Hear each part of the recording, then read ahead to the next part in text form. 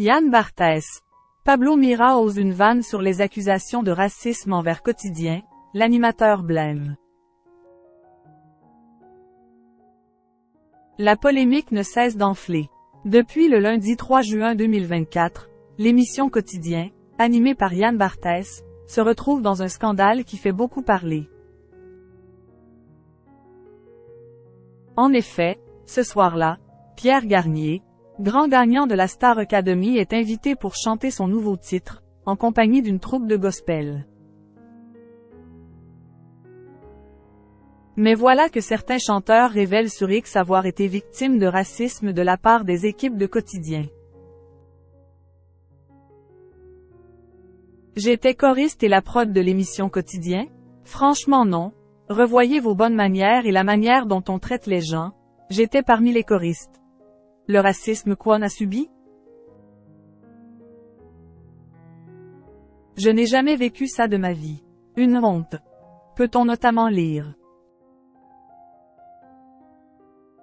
Pablo Mira se lâche sur le plateau de Quotidien. Depuis, la colère gronde. Si la production de l'émission a depuis pris la parole, voilà que Pablo Mira, l'un des humoristes présents sur le plateau, n'a pas hésité à faire une vanne à ce sujet, ce mercredi 5 juin 2024.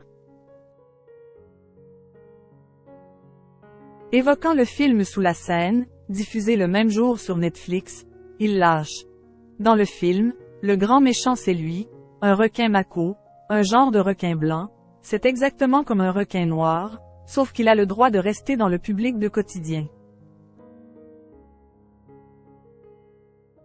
Et là, grand moment de gêne, Yann Barthès sourit très jaune.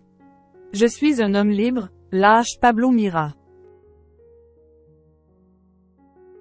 La société de production de Quotidien prend la parole.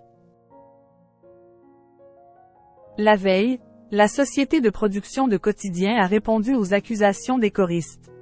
Évoquant un couac de communication, elle tente de se justifier. La production a demandé à une quarantaine de choristes d'attendre le passage de Pierre Garnier dans une loge. C'est le cas, tous les vendredis pour les lives dans Quotidien.